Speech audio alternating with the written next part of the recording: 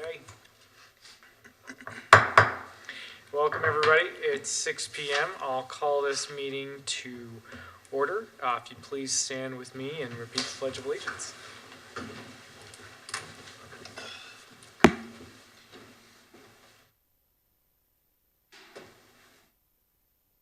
I pledge allegiance to the flag of the United States of America and to the republic for which it stands, one nation, under God, indivisible, with liberty and justice for all.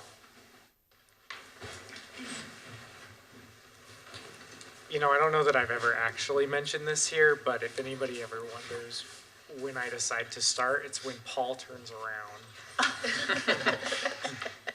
That's good to know. Usually you're the last one down there, and so I wait for everybody to get there, and you're usually the one there, and so once you turn around and Paul's ready, I start. Will the chief be here or anything?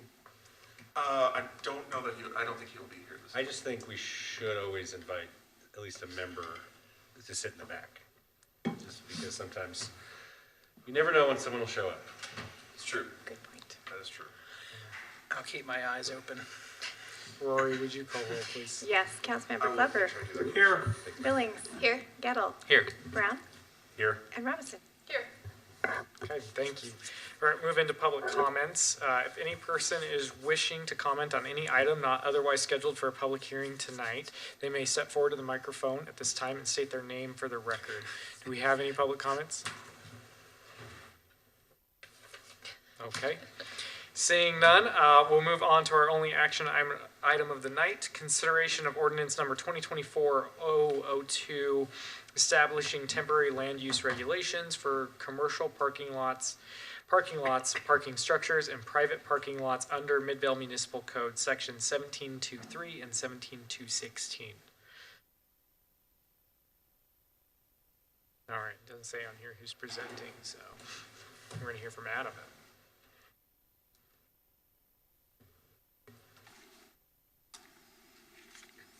All right, thank you, Mayor and Council. The item before you tonight, as the Mayor stated, is a temporary land use regulation, which would enhance, if you will, the definition for certain parking lot definitions in the code. Those are commercial parking lots, parking structures, and private parking lots.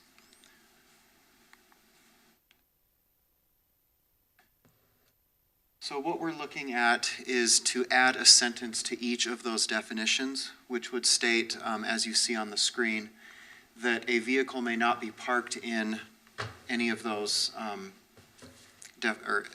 terms for more than a total of 24 hours if the vehicle is inoperable, disassembled, dismantled, or in a state of disrepair. So this proposed language, this will actually enhance our ability as a city to regulate and monitor all of these types of parking lots and provide enforcement when needed.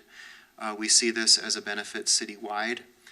There are areas throughout the city that sometimes this has become an issue, and so this will actually help us, again, enforce that and to be able to keep that, if you will, in a cleaner state.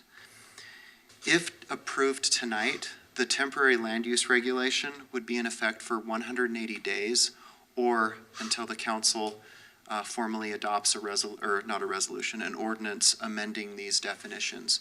So if you approve this tonight, what we will do as staff is immediately schedule a public hearing for this to go before the Planning Commission. We'll discuss this with the Planning Commission, these definitions, and then they will formally make a recommendation back to you as council. We'll bring it back to you, and then that would be basically the final ordinance, and then that's when it would go into effect. So tonight, again, it's a temporary land use regulation until and then we would run it through the process. So I'm happy to answer any questions if you have any.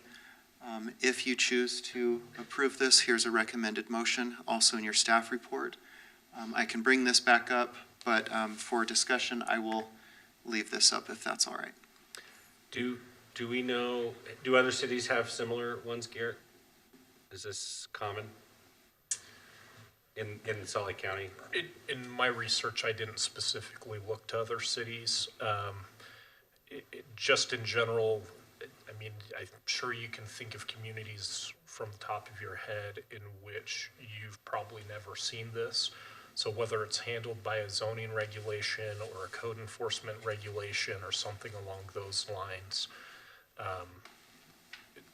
I'm sure we're not the only city that has this. I just wanted to make sure we won't instantly get challenged or something like that. And I don't see any reason why it would get challenged. I mean, the purpose is, as it's laid out in our ordinance, right, there's a lot of public reasons, both for health and safety reasons, but also for aesthetics, which we're allowed to enforce standards for, of why we would be able to adopt this and enforce it. Cool, thanks. Just a quick question.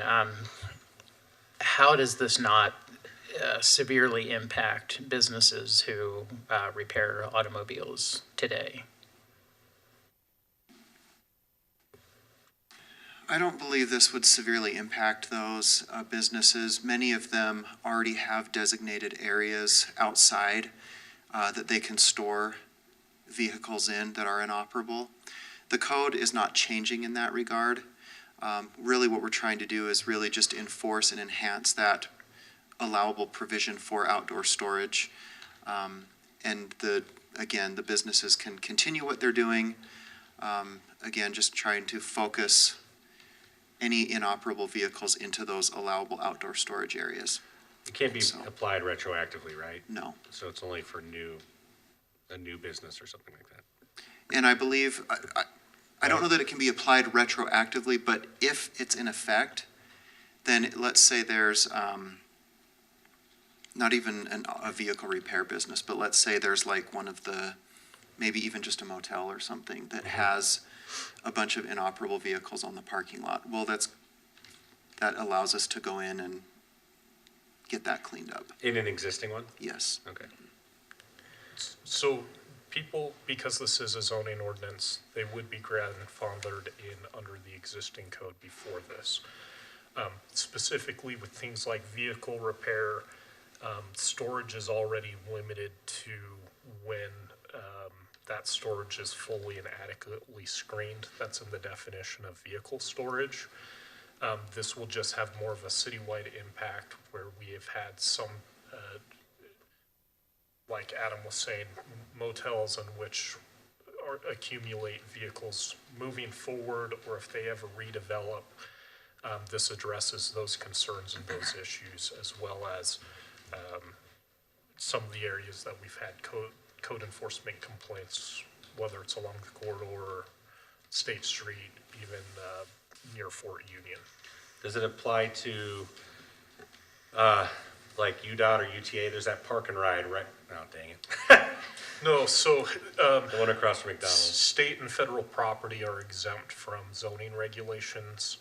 And so any of those types of restrictions that we would impose would not be able to be imposed against them. But for private property owners, this would be enforceable. Okay.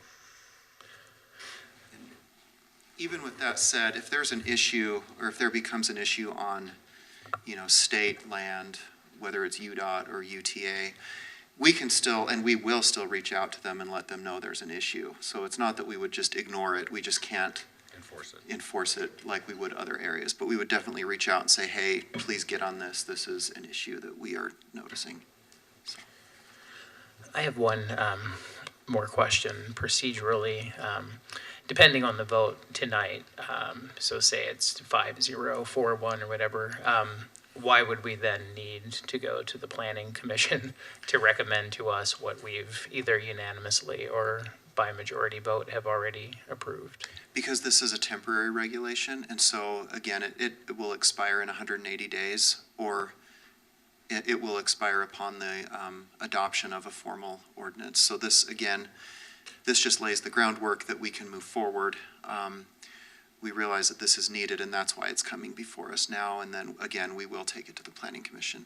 State law dictates that for land use changes like this, that we have to go through that other process, go through a notification process attached with those hearings. And so that's... If they're permanent. If they're permanent. Okay. Gotcha. All right. Okay, any other questions, comments for staff? If not, I'd entertain a motion.